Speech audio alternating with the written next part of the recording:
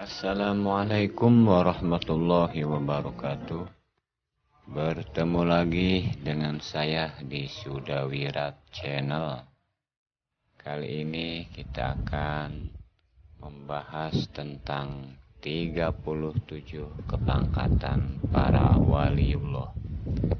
Allah Subhanahu wa Ta'ala menurunkan para aulianya di muka bumi ini dalam satu abad berjumlah 124.000 orang yang mempunyai tugas masing-masing sesuai pangkat atau makomnya. Mereka inilah yang menjaga keseimbangan alam, menjaga kelestarian alam agar alam tetap lestari hingga waktunya tiba. Tugas para wali Allah tidak selesai hanya dengan wafatnya mereka. Firman Allah dalam surat Al-Imran ayat 169, "Janganlah kamu mengira bahwa orang-orang yang gugur di jalan Allah itu mati. Bahkan mereka itu hidup di sisi Tuhannya dengan mendapat rizki." Para wali Allah hidup dalam alam yang lain yang bukan alam kita ini, di mana mereka mendapatkan kenikmatan-kenikmatan di sisi Allah. Dan hanya Allah sajalah yang mengetahui bagaimana keadaan hidupnya itu. Inilah pangkat para wali Allah. 1. Kutub atau gaus, 1 abad 1 orang. 2. Aimah, 1 abad 2 orang. 3. Autad, 1 abad 4 orang. 4. Abdal, 1 abad 7 orang. 5. Nuqoba atau nakib, 1 abad 12 orang. 6. Nujaba, 1 abad 8 orang. 7. Hawariyun, 1 abad 1 orang. 8. Rojabiyun, 1 abad 40 orang. 9. Khotam atau penutup para wali, 1 alam dunia hanya 1 orang,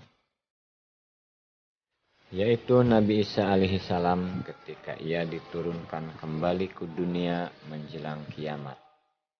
Kala itulah Allah mengangkatnya kelak menjadi wali khotam atau penutup. Tidak ada wali setelahnya. 10.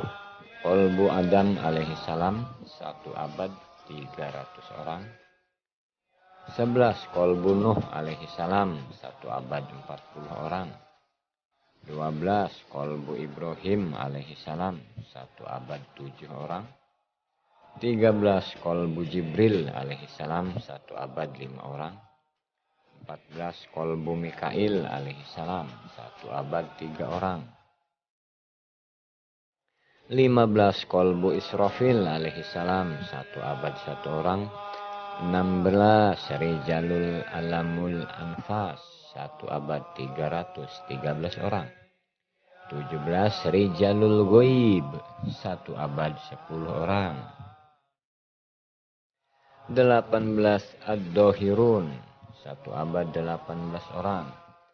19. Rijalul Quwatul Ilahiyah, 1 abad 8 orang. 20. Khamsatur Rijal, 1 abad 5 orang. 21. Rijalul Hanan, 1 abad 15 orang. 22. Rijalul Haibati wal Jalal, 1 abad 4 orang. 23. Rijalul Fath, 1 abad 24 orang. 23. Rijalul Ma'arijil Ula, 1 abad 7 orang. 24. Rijalut Tahtil Asfal, 1 abad 21 orang. 25. Rijalul Imdad, 1 abad 3 orang. 26. Ilahiyun Ruhamaniyun, 1 abad 3 orang. 27. Rajulun Wahidun, 1 abad 1 orang. 28. Rajulun Wahidun Markabun Mumtaz, 1 abad 1 orang. 29. Syahsyun Ghorim, di dunia hanya satu orang. 30 Sakit Araf ibni Sakitil Arsy, satu abad, satu orang. 31 Rijalul Ghina, satu abad, dua orang. 31 Syaksun Wahidun, satu abad, satu orang. 32 Rijalun Ainit Tahkimi Wazzawaid, satu abad, 10 orang. 33 Budala, satu abad, 12 orang. 34 Rijalul Istiyaq, satu abad, 5 orang.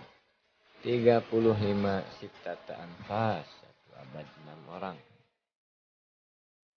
36 Rijalul Ma, satu abad, 124 orang.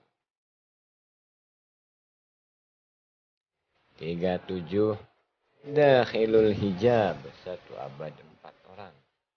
Wali ini tidak dapat diketahui kewaliannya oleh para wali yang lain, sekalipun sekelas Qutbil Aqtab seperti Syekh Abdul Qadir Jailani qaddasallahu sirrahu.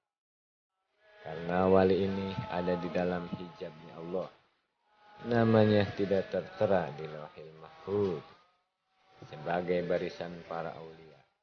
Namun nur ilahiyahnya dapat terlihat oleh para aulia, seperti diriwayatkan dalam kitab Nizatul Arwah, seperti dalam kitab Nitajul Arwah, bahwa suatu ketika Syekh Abdul Qadir Jailani